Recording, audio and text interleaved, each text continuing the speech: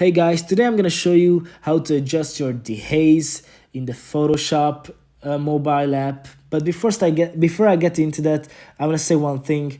Please subscribe, comment, and like our videos because it really helps us grow. Okay, now let's jump into it. As you can see, I'm on the main page here.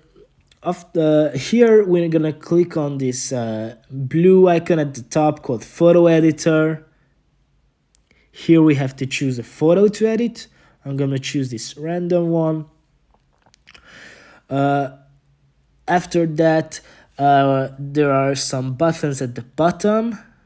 We're going to click on Adjustments, Effects, and here we have the dehaze one.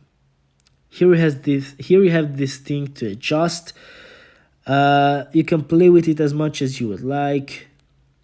You can set it for a certain amount, let's say 64. So yeah, you can play with it as much as you would like. This is how you adjust your dehaze. Thanks guys for listening. See you in the next one.